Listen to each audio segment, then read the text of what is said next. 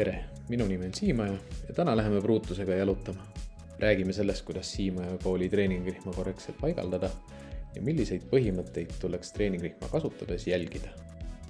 Põhiline viga, mis treeningrihma paigaldades tehakse, ongi see, et kas see rihm jääb siia alla rinnaku peale või jääb keskele rohkem. Kui ta keskel on, siis ta on selle kõrisõlme peal ja võib hakata koera kägistama ja lömastada kõrisõlme. Kui ta on siin allpool, siin on palju lihaseid koeral, kus koer on hästi tugev ja tal on hea tõmmata siit. Selleks ongi hästi oluline, et rihm paigaldatakse võimalikult kõrgele kõrvade taha. Kui te tahate teada seda kohta, kuhu täpselt kinnitada, siis te võite käega katsuda, siin on selline vahe ja see rihm peab minema sellesse vahesse.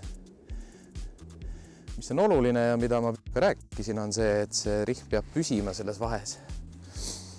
Ja kui te tõmbate stopperi kinni, mis enamustel treeningrihmadel või täispoovatel retriiverrihmadel peaks olema, panete selle nii kõvasti kinni, et teil mahuks veel 2 sõrme siia vahele, vabalt, lõdvalt. Ja miks ta kipub allapoole vajuma, on tihtipeale seda, et tõmmataksegi tagasi. Tõmmatakse mingi nurga all tagasi ja tänu sellele juba rihm hakkab allapoole vajuma. Sellepärast ongi oluline, millest ma ka enne rääkisin, et parandused, mis rihmaga tehakse, on kas otse üles või külgedele. Kui rihm vajub natukene alla, siis ei olegi midagi muud vaja teha, kui lihtsalt, mina ütlengi, et kohenda printeri juhet. Kui te näete juba, et ta on siin natukene tulnud sellest vahest allapoole, siis see rihm enam ei tööta. Jääge seisma, kohendage natukene printeri juhet, reguleerige seda, kui kõvasti see nupp on pingutatud, et see oleks normaalselt ja saate edasi käia. Ja alustame.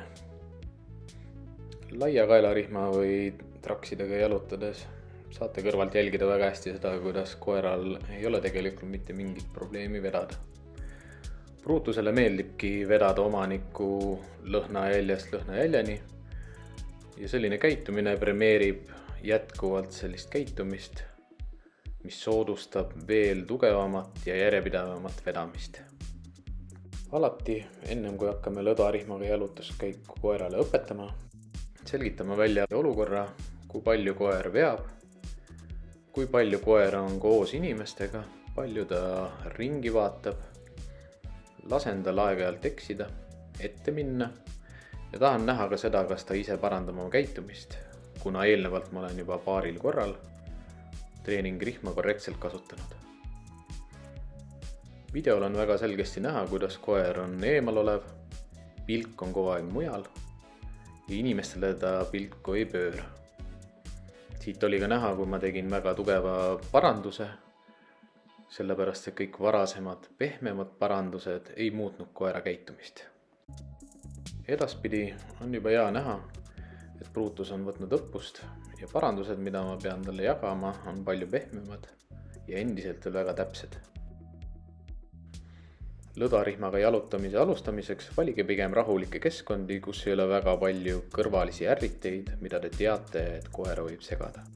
Sellel korral jäin terveks mina, Pruutus ja ka vastu tulev koer.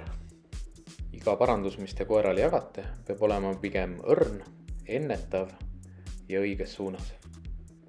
Siin te näete, kuidas ma tõmban rahulikult 2 sõrmega otse üles. Pange tähele, Pruutuse kehakeel ei muutu. See on ka põhjus, miks ma teda katsun jalaga tagant. Pruutuse silmad, kõrvad ja nina on minust nii palju ees, et jalaga ribide tagant koera katsudes toon ma ta tähelepanu saba suunas. Edaspidi ongi juba näha, kuidas parandused on leebemad, koera näoilme on rahulikum ja Pruutus minuga koos. Siin näete ka külje peale tõmbet, millest ma enne rääkisin, mida kasutada pigem kõrgema jalaga ja suuremate koerte puhul. Ja siit läheb rihm edasi Pruutuse omaniku kätte. Algselt on parandused ilusad ja otse ülesse. Aja möödudes hakkab Pruutus siiski trügima ja tõmbed hakkavad järjest rohkem olema 45-kraadise nurga all tahapoole. Oluline on silmas pidada seda, et parandused, mida koerale jagada, oleksid alati otse ülesse 90 kraadi kõrvale, mitte tagasi, nagu pildilt näete. Teine viga, mis kohe alguses sisse tuleb, on liiga pikad parandused, kus pruutuse omanik hoiab liiga pikalt pinget peal.